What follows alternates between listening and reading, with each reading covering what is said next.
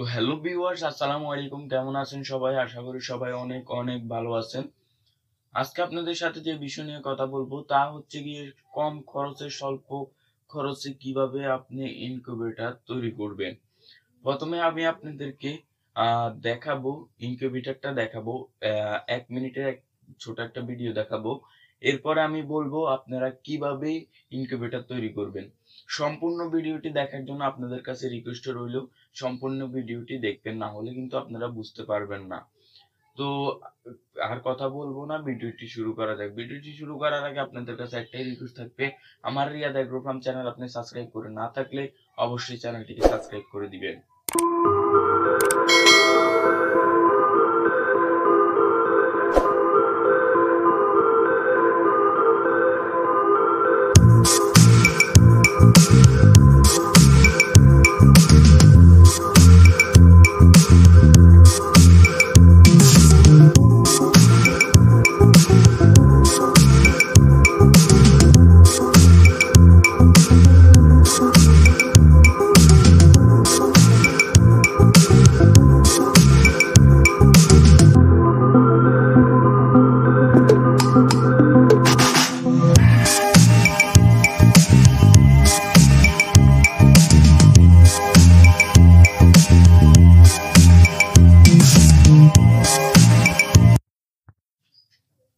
তো ভিউয়ার্স, আপনারা প্রথম পার্স্টে একটা রঙের বালতি নেবেন, যে বালতির ছাপা আছে, মানে উপরে ঢাকনা আছে, ওই ঢাকনা সহকার আপনারা একটা বালতি নেবেন।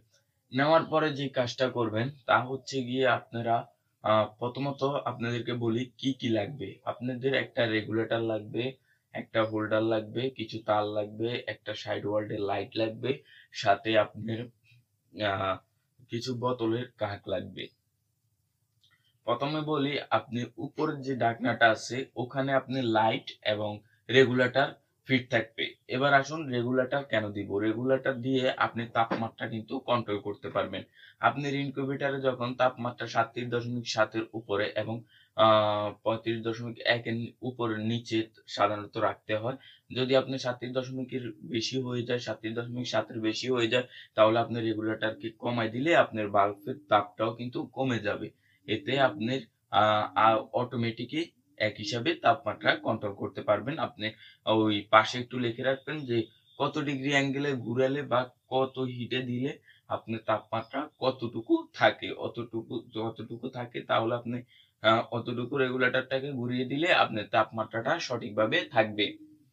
এরপরে যে বালতিটা নিবেন আপনারা, ওই বালতির চারপাশে আপনারা কিছু কাগজ অথবা ককশিট অথবা কার্টন যে কোনো কিছু দিয়ে ভালোভাবে মুড়ে দিবেন, কষ্টিপ দিয়ে, যাতে ভিতরে তাপটা ধরে রাখতে পারে কারণ চলে গেলেও কিছুক্ষণ। আর আপনারা ভিতরের ডিম তো নিচে দেখছেন, পাশে যে ডিমগুলা দেখছেন ভিতরে গোল, ওগুলা সাধারণত কিভাবে বসানো?